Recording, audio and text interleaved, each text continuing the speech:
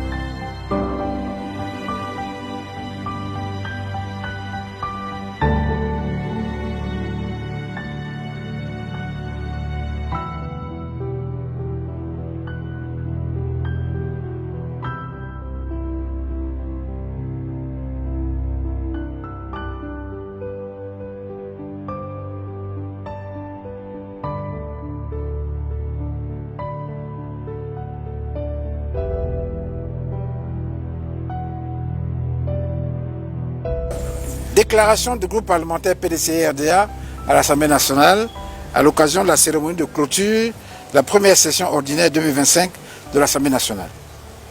À l'occasion de la clôture de la première session ordinaire de l'Assemblée nationale, ce lundi 30 juin 2025, le groupe parlementaire PDC-RDA a boycotté la cérémonie pour marquer son indignation face au mépris et à l'indifférence du pouvoir d'ouvrir le dialogue politique avec les partis politiques et la société civile en vue de l'organisation d'un scrutin crédible, transparent et inclusif.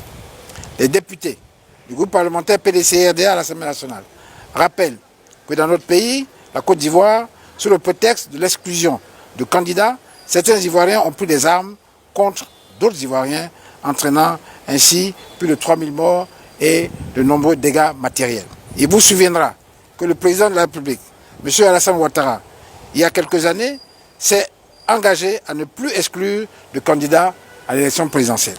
Cependant, que constatons-nous? Le refus catégorique du pouvoir actuel de répondre favorablement aux appels au dialogue politique et à la réforme institutionnelle formulés par les partis politiques et la société civile. Les appels au dialogue portent sur les points suivants. Une réforme urgente et inclusive de la CEI, impliquant tous les acteurs politiques, la société civile et les garants internationaux.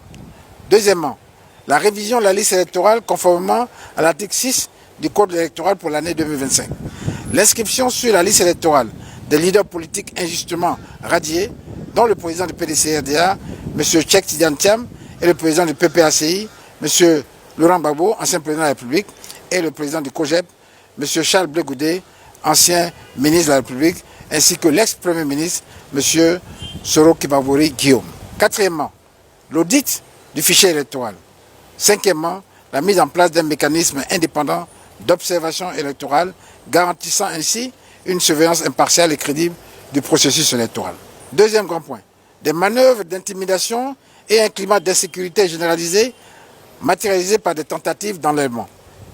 Des arrestations et emprisonnement d'acteurs politiques en raison de leur opinion, notamment le président des jeunes du PDCI, Innocent Yao, le jeune communicant Macron Ier, ainsi que le ministre Nguessan Joël, ancien ministre des droits de l'homme de la République de Côte d'Ivoire. Quatrième grand point, pour ne citer que ces quelques faits, les plus récents où la commission électorale indépendante a outrepassé ses prérogatives, notamment l'existence illégale, avant d'être parrainée à l'inscription de tout candidat à la candidature sur une liste électorale, elle-même, jusque-là provisoire, agissant ainsi en lieu et place du Conseil constitutionnel habilité à connaître de ces questions. À seulement 4 mois de l'élection présidentielle, prévue en octobre 2025, aucune lueur d'espoir pour un dialogue politique qui ne se profile à l'horizon et les risques d'implosion de notre nation vont grandissant. En conséquence, le groupe parlementaire PDC-RDA à l'Assemblée nationale interpelle ainsi la communauté nationale et internationale pour marquer sa désapprobation et les invite à accompagner la Côte d'Ivoire à une sortie de crise urgente pour un dialogue politique inclusif dans notre pays. Le groupe parlementaire PDC-RDA invite le président de la République de Côte d'Ivoire à prendre les décisions urgentes qui s'imposent en la matière pour une paix durable dans notre pays. Fait à Abidjan le 30 juin 2025 le groupe parlementaire PDC-RDA à l'Assemblée nationale. Je vous remercie.